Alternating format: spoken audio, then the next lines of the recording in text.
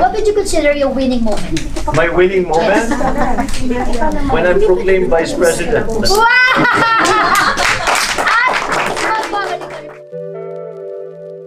This week started with Father's Day. And I was, of course, happily surprised by my boys and my wife with a little video greeting me, which was, I have to admit, kind of touching and poignant. And I love them all so much. Happy Father's Day! Happy Father's Day! In the meantime, during this week, there were several groups of supporters, Marcos loyalists, who came, especially from Catbalogan. These are the people who helped me with our medical mission and our relief work for the Catbalogan fire.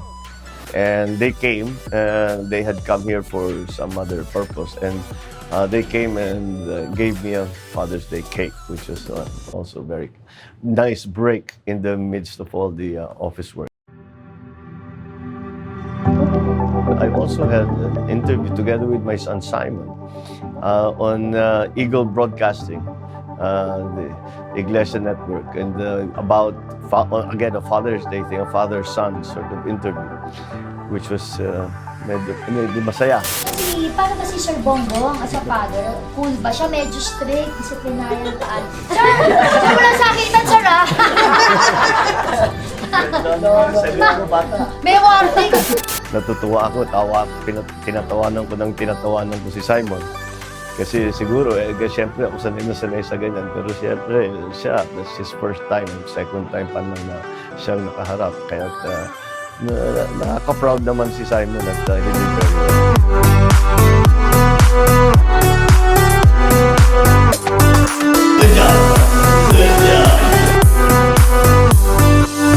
The rest of my week was spent on the radio. Amy, who is hosting a radio show on Mondays and on Thursdays, lost her partner.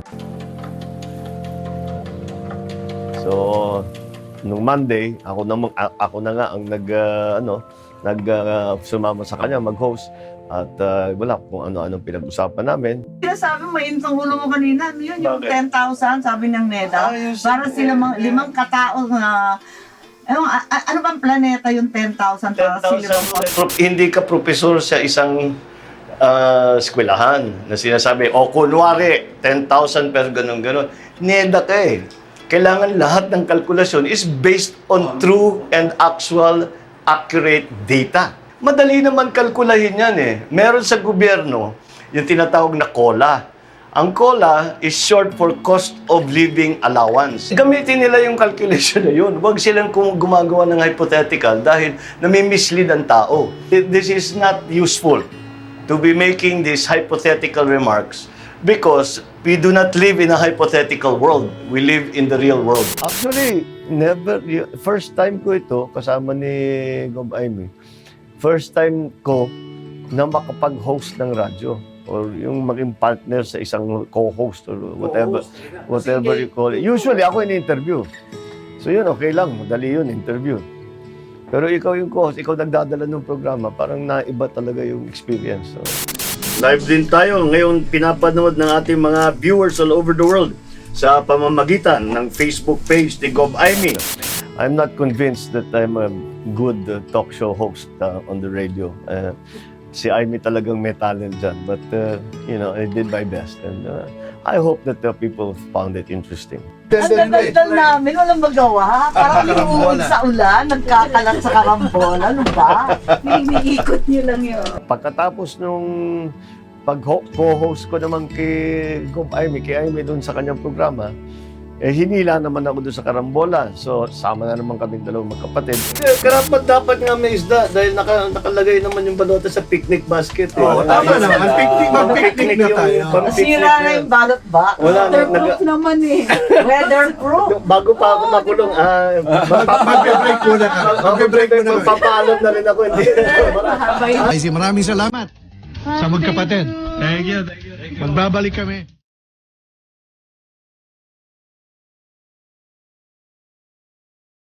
I also had a rather thorough, kompleto yung interview namin ni Erwin Tulfo. nung isang araw.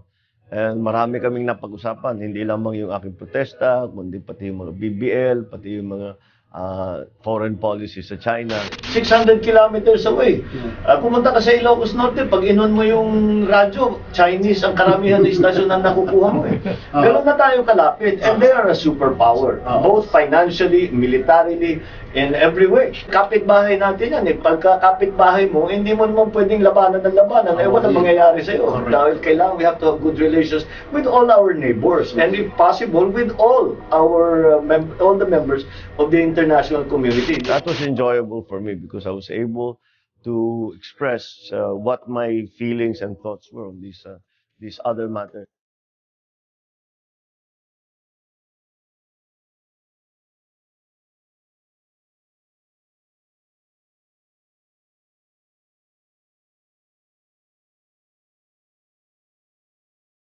We ended the week with a celebration of the Festival of Eid al-Fitr.